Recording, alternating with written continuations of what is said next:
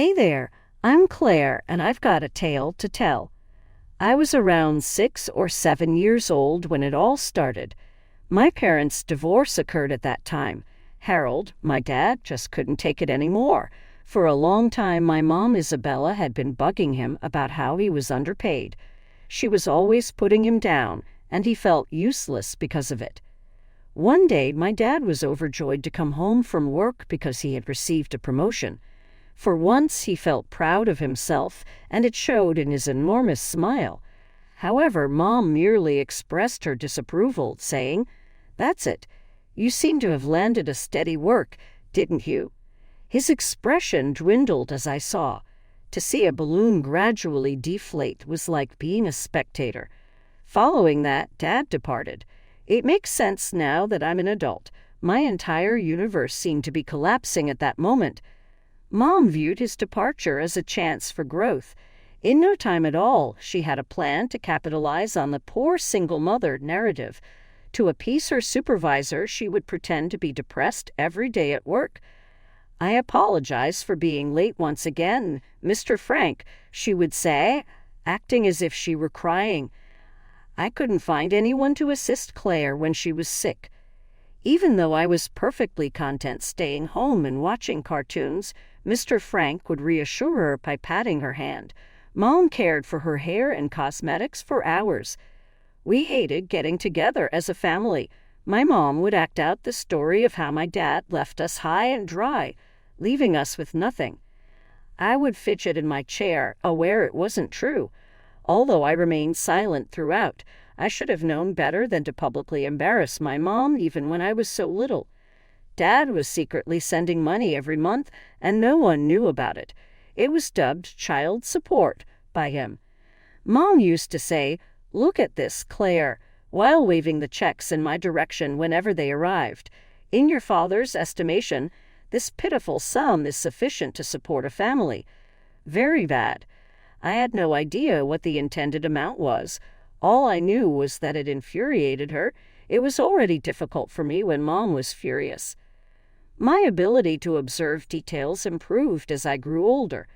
On occasion, Mom would narrow her gaze as if she caught sight of something she didn't approve of. The reason I looked too much like my dad was eventually explained to me. For her, those were not pleasant recollections, but I remained in her employ nevertheless. You see, I served a purpose. It was impossible to pass up the heartwarming picture of the suffering single mother and her courageous little kid. It garnered her pity, preferential treatment, and even financial aid from the government. Then, once again, everything changed when I was around 10 years old. Mom and Jack met. Wealthy, accomplished Jack. Being a struggling single parent suddenly lost its allure. Becoming the loving wife of a prosperous businessman was her new position. Plus, that depiction no longer included me. It was modest at first. Every day I went to school on clothes, as Mom forgot to wash my clothing. As the other kids made fun of me and muttered and pointed, I would arrive in rumpled and ruined clothes, mortified. Next, there was the matter of the food. The home would be filled with the enticing aroma of Mom's elaborate dinners as she prepared them for her and Jack. However, she would apologize to me when I arrived at the table. There wasn't enough for 3 of them. You could whip up a sandwich for yourself. Why not? My stomach would start to rumble, so I would whip up a peanut butter and jelly sandwich in the kitchen.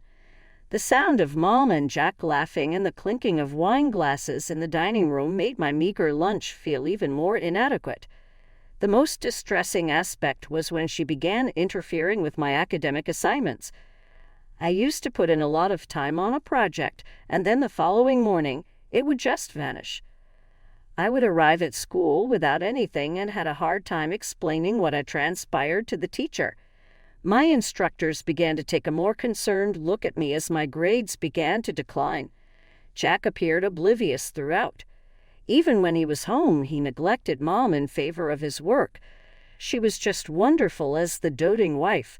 As she caressed his shoulders, she would whisper, "Jack, my darling, you work so hard. You need some time away." In utter awe, he would smile and gaze up at her. "Isabella, I don't know what I'd do if you weren't here," whatever he would say. The news that Mom was pregnant only made matters worse. Both Jack and Mom sunk their teeth into it. "The doctor says I need lots of rest," she would tell me as she lay on the couch. "Please, would you be so kind as to clean up the house?" While Mom napped or talked on the phone with friends, I cleaned during the afternoons. She would slowly stand up, clutching her almost there baby bump, as soon as Jack returned home. The words, "Oh, honey, I'm so tired," would come out of her mouth. A lot of effort goes into growing a baby. Jack, anxious, would dash over. "Take a seat, my darling. Please fetch water for your mom, Claire." My sense of isolation grew as the months passed.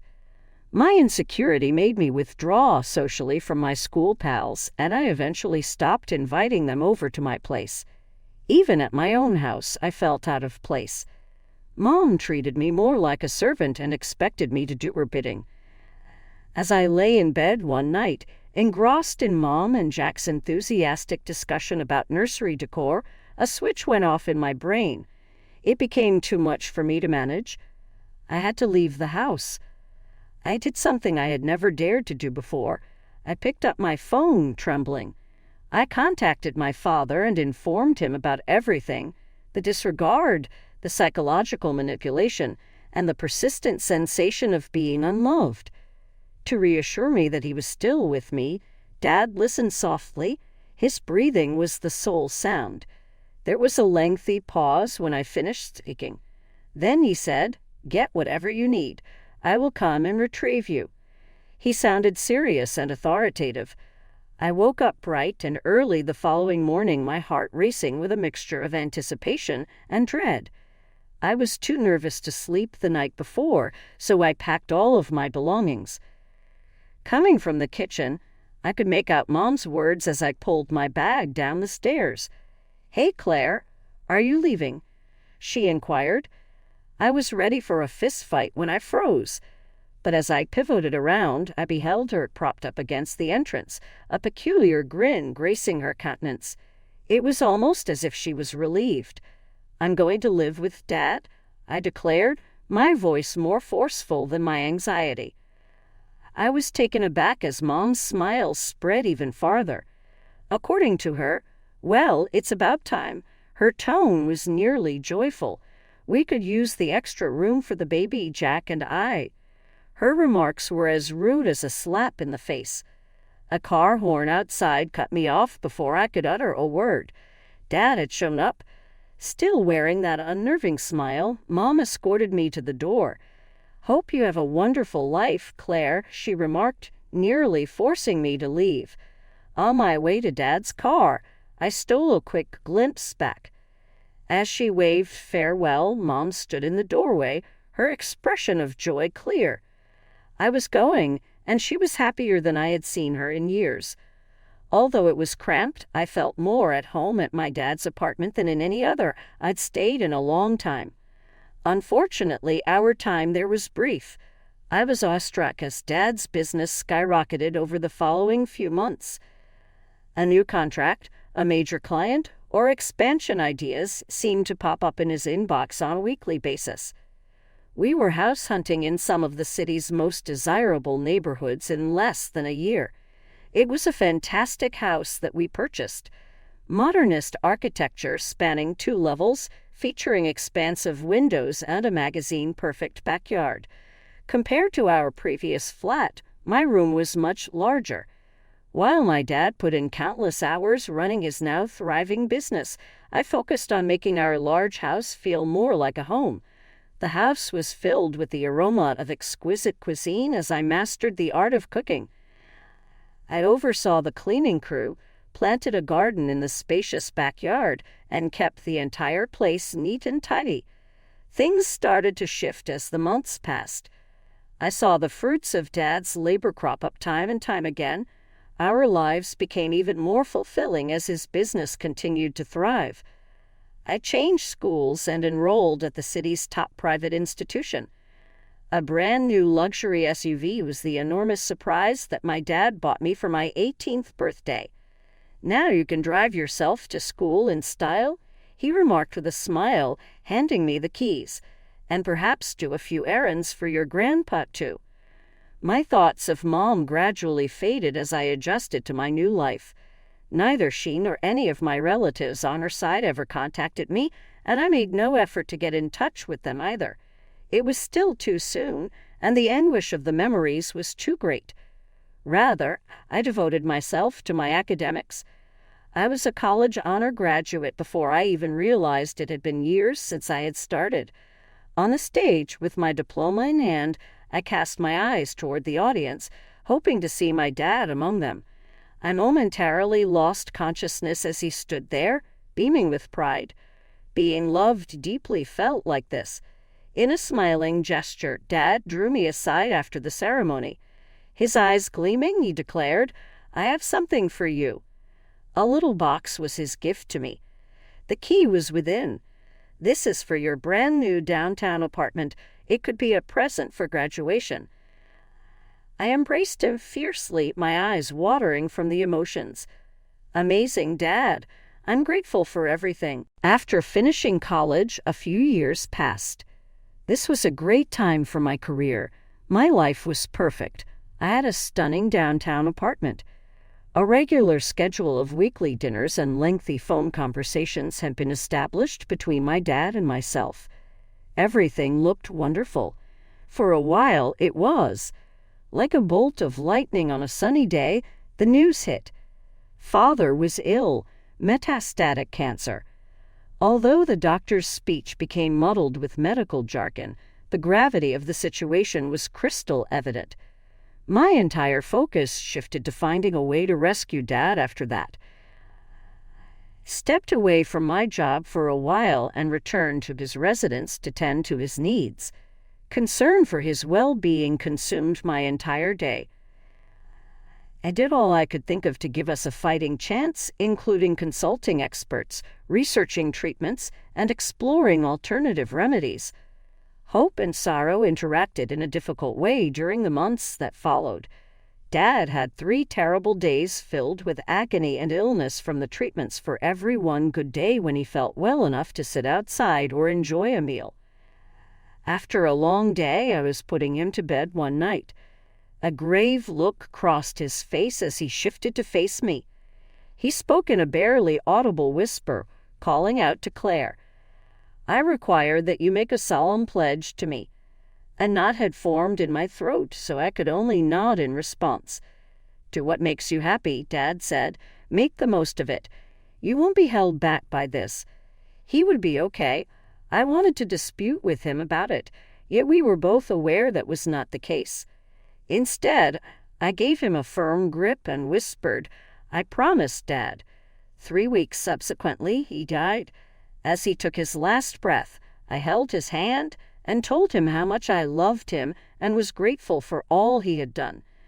A haze enveloped the subsequent days. As I went about making funeral arrangements, I felt apathy. Everything from the casket to the flowers to the obituary needed attention. It seemed as if I were arranging a plot for someone else. The whole thing seemed surreal. My phone started buzzing when I was inside the funeral home, trying to decide which songs to play at the service. A number that has not been identified called. I was going to ignore them, but then I felt compelled to answer. "Hi there. Your mother, Claire," the voice said. I almost let go of the phone. She finally decided to speak up after years of being silent. "So what's your desire?" With a distant tone, I inquired. "I was informed about Harold," she remarked, her voice lower than what I recalled. "I apologize, my love. The funeral is something I'd like to be a part of."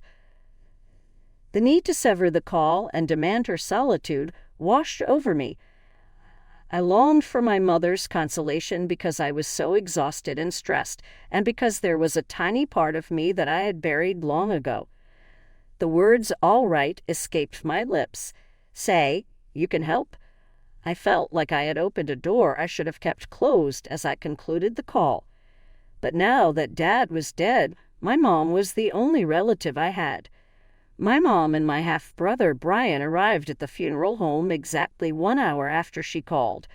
Now, at the age of 15, he stood tall and ungainly. I observed as Mom was very careful with him, making sure his tie was straight and his hair was nice. She showed Brian the kind of love and attention that I had never gotten, and it stung. Inquiring, "What is it that you require of me?" She wanted to know. Even though I was hesitant, I delegated responsibilities to her. I was taken aback by Mom's helpfulness. She oversaw the meals, coordinated the floral arrangements, and handled the steady stream of sympathizers. The actual funeral was a blur. I stood there, emotionless, as strangers rushed up to me to offer their condolences. As if to reassure me, Mom remained nearby, occasionally placing her hand on my arm. Following years of abandonment, it was weird to have her there, behaving maternally. Mom came over to me once again after the service, while people were leaving the cemetery. I realized this might not be the appropriate moment, but I would like to remain in contact. She said, "Claire, perhaps we can meet up for coffee at some point." I couldn't tear my eyes away from the woman who had made my upbringing so awful and who had been relieved when I left. No longer had any relatives save for her. "Perhaps," I finally answered. "I'll think about it." Surprisingly, Isabella was true to her word. She called me numerous times in the weeks that followed, her voice betraying her genuine worry at every turn. "How are you doing, sweetie?" Someone would inquire of her. "Do you need anything?" I was untrusting and distant at first, giving her brief responses. I wanted a connection, something with Isabella as the days passed and the burden of Dad's absence became worse. We began with very basic topics of discussion. My residence, my friends, and my job were all topics of inquiry. However, as time went on, her inquiries started to change. "Your father's business," she noted in passing. "I pray it won't be too much. Harold was always the hardest worker." Without further ado, I would shift gears. I was really taken aback, to be honest. My dad had bequeathed the business and the family home to me. It was too much to bear, and a part of me, harmed by years of dealing with Isabella, wanted me to keep quiet. Over the course of several weeks and months, Isabella's hints grew increasingly overt. "Brian is looking at colleges," she mentioned during one of the calls. "These days, tuition is really pricey. How we'll handle this is a mystery to me." A non-committal sound from me, and my guard immediately went up. "Jack has experienced some difficulties at work," she added another time. "Everyone is feeling the effects of the economy." I could feel the strain in her voice every time we talked about money or their problems. It was as if we were having a conversation every time. I was beginning to let down my guard after Isabella's unexpected acts of compassion, despite my reservations. Even though it was against my better judgment, I began to chip in with little cash. It all began simply enough, covering a month's rent when Jack's firm hit a hard patch, paying for Brian's SAT prep sessions, and purchasing Isabella a new laptop when hers broke. "You're absolutely wonderful, Claire," Isabella would exclaim. "I don't know what we'd do without you." I experienced an inward glow whenever she uttered such words. Is this what it means to have a true family? I dove headfirst into managing Dad's business at the same time. I kept my position as owner and made all the major choices, including elevating his reliable deputy to director. Sitting in Dad's old office brought us closer, despite the hard labor. The frequency and size of Isabella's requests increased with time. What began as one-time assistance became the norm. One beautiful Sunday afternoon was the tipping point. When Isabella called, I was in the middle of compiling quarterly reports. "Claire, my darling," she started, her voice being too kind. "It has been a very long time since our last family vacation, and that has been on our minds. This incredible price on a tour of Europe was discovered by us." My heart sank. "Isabella, I don't know. I began to speak. It would be incredibly meaningful to Brian. She interrupted me. After all we've been through, don't you think we deserve a little happiness? In the midst of a whirlwind of emotions, guilt, rage, and a lack of self-control, I agreed to foot the bill for their vacation. It was far from over, though. Isabella was back on the phone the day following their return. With a more forceful and less sympathetic tone, she spoke, now about Brian's college fund. We're counting on you to get things arranged immediately. You know, he's really bent on Borton. A part of me finally broke. The years of abandonment, the manipulation, and the emotional games all surfaced at once. No, I murmured, my voice quivering. No more, Mother. Okay, I'm finished. A breath held. Next, Isabella's tone became icy. Now that we've taken care of everything for you, you impolite snot, what a coward you are to abandon your loved ones. A sour chuckle escaped my lips. Relatives. Check. I take it you mean my mom, who was relieved to see me depart? Who was it that ruined my youth? Tensions flared up. After putting on an act of friendliness, Isabella threw insults and accusations. With pent-up resentment and agony, I fought back. You're a carbon copy of your dad, she spit out, selfish and cold-hearted. I am so grateful for that, I replied quickly. At least he loved me. A dead end was reached. With my grip on the phone tight, I remained motionless, trembling. It was deafeningly quiet. I jumped at the opportunity to go on a month-long business trip overseas. A chance to get away and recharge my batteries. The ideal getaway? A tremendous burden was lifted off my shoulders as I got on the plane. Perhaps what I needed was to take a break and be alone. It had been a month, and I was ready to return to my own place. I was ready to collapse in my apartment after a productive yet draining journey. Something seemed off, though, when I turned the key to unlock the door. My spirits plummeted as I pried open the door. A new world had emerged. I didn't recognize the decor that had replaced my carefully selected furniture. From the couch, an astonished couple peered at me. Who are you? Rising in terror, I yelled out, What are you doing in my apartment? Standing up, the man appeared bewildered. The place you live. Just a few weeks ago, we acquired this property from an Isabella. Everything revolved around me. Hey, Isabella, is that my mom? Oh no, that's impossible. Some error had to have occurred. I remained motionless, my voice quivering. Truthfully, I had no intention of selling this suite. I've been away for a while. It was obvious that the pair was frightened as they exchanged looks. We have all the paperwork, the woman stated with an air of uncertainty. Maybe you should talk to your realtor. My thoughts were all over the place as I limped out of the flat. Despite my initial impulse to report the scam to the authorities, I felt compelled to address Mom first. It was important for me to hear it directly from her. I called her number, my fingers shaking with fear. A couple of times it rang. Hello, Claire. Mom had an excessively lovely voice. How was your trip? Mom, stop being so silly, I told her. What did you do to my apartment?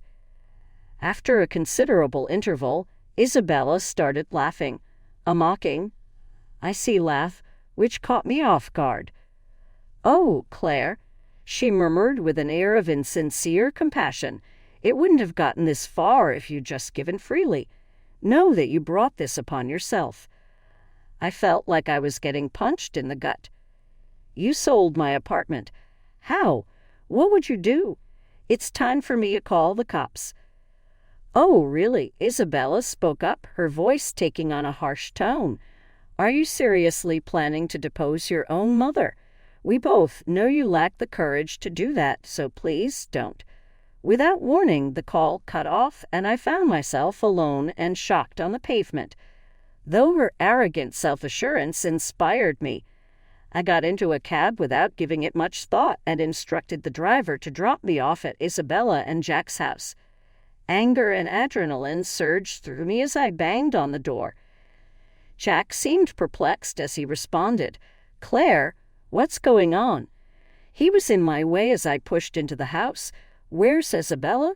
That was my requirement. He repeated, "She's not here," his expression growing increasingly perplexed. "Claire, what is this about?" I hurriedly filled him in on every detail, including the flat and Isabella's confession. I noticed that Jack's cheeks were turning white as I spoke. "That's just not possible," he exclaimed, taken aback. "The cost of Brian's education is not an issue. That has already been budgeted for." As the realization dawned on us, we locked eyes. Jack began to fumble with his wallet and pull out bank and credit card statements. As we delved into them, the complete narrative emerged. In order to get out of her debt, Mom had discreetly taken out loans. I was completely unaware, Jack muttered, his face contorted into astonishment. Curiously, I also felt sympathetic. To no end had Jack been fooled. My resolve hardened as I learned of Isabella's complete deceit. It had shifted from being solely about me. This was completely deceitful. Without hesitation, I did what was necessary. A tremendous burden was relieved from my shoulders as I ended my call with the 111 operator. I had been Mom's scapegoat for far too long, but that is all over now. It was necessary to conduct the subsequent inquiry, which was not easy. With each new piece of information, Isabella's deceit became more apparent. She had been leading a second life, not only forging my signature to sell my apartment. Expensive clothing, trips to the spa, and stays at 7-star hotels were all detailed on the credit card bills. It was all paid for via a labyrinth of deceit and concealed loans, and none of it was revealed to Jack. Reporters flocked to the courthouse outside the building in search of any juicy tidbits about the trial, which quickly became a media circus. Being the center of attention was hell for me, but I had to admit that it felt good to watch Isabella's flawless image crumble in front of everyone's eyes. Finally, fairness was achieved. All sorts of charges were leveled against Mom, including fraud and forgery. I can still hear the judge's remarks. "You have betrayed your family's trust and shown total contempt for the law, Mrs. Isabella Sermon. You are to pay Claire Surin back the entire value of the apartment and serve a 4-year prison term." Throughout, Jack remained in a state of shock. He gave me a call the day following his punishment. "Claire," he murmured, his voice quivering, "I am requesting sole custody of Brian in my divorce petition. I can't allow her to be in his presence after what she did." After that, I got back to the business of making my life whole again. I got my money back from the apartment and used it to buy a little house on the outskirts of town, giving myself a fresh start. To the best of my ability, I have dedicated my life to carrying on my father's business. Even though it was difficult, I enjoyed the work, and I finally felt like I was doing something on my own. I maintain communication with Brian. He has Jack's full backing as he studies engineering at college. Having a relationship with you is a blessing, even though it's a bittersweet one. Isabella, on the other hand, has been silent since the trial. Honestly, I'd rather not know whether she has made any attempts to contact me. That chapter of my life has closed.